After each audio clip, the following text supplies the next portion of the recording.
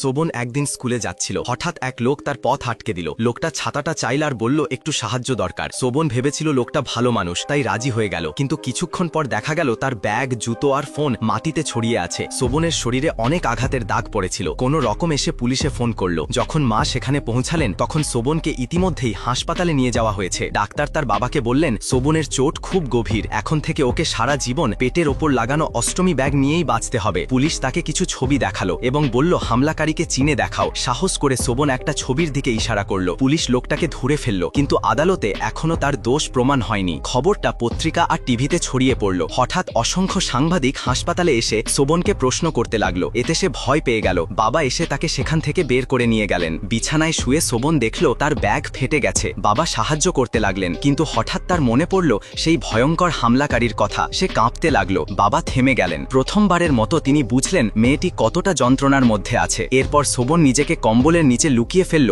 এবং বাবার সাথেও দেখা করতে অস্বীকার করল। এদিকে একদিন এক বিশাল ভালুকের পোশাক পরা কেউ তার রুমে এলো। সে কথা বলেনি, শুধু নোটপ্যাডে লিখে কথা বলতো। ধীরে ধীরে সেই ভালুক তার বন্ধু হয়ে গেল। হাসপাতাল থেকে ছাড়ার পরও যখন শোভন স্কুলে যেত সেই ভালুক কস্টিউমটা তার পেছনে পেছনে হাঁটত। একদিন শোভন জিজ্ঞাসা করল, তুমি কি আমার বাবা? কারণ শুধু তুমিই আমাকে এমনভাবে রক্ষা করতে পারো। সে ভালুকের মাস্ক খুলে বাবার মুখ দেখল এবং তার ঘাম মুছে দিল। সেই রাতে এসে শুনল বাবা বলছেন ওই লোকটা এখনো তার অপরাধ স্বীকার করছে না, আমাদের তোমার সাক্ষ্য দরকার। বিচারের দিনে শোভন সাহস জুগিয়ে সত্যিটা বলে দিল, কিন্তু অভিযুক্ত লোকটা দাবি করল তার মানসিক সমস্যা আছে। বিচারক তাকে মাত্র 12 বছরের সাজা দিলেন। এটা শুনে শোভন আর তার বাবা মা ভেঙে পড়লেন। রাগে বাবা আদালতের টেবিল থেকে ধাতুর প্লেট তুলে ছুঁড়ে মারতে গেলেন। শোভন দৌড়ে গিয়ে বাবাকে জড়িয়ে ধরল আর বলল, চলো বাবা, বাড়ি যাই, আমি চাই না আমার জন্য তুমি জেলে যাও। বাবার চোখ থেকে অশ্রু ঝরছিল। শোভন তাকে শক্ত করে জড়িয়ে ধরল আর তারা একসাথে বাড়ির দিকে হাঁটতে লাগলো।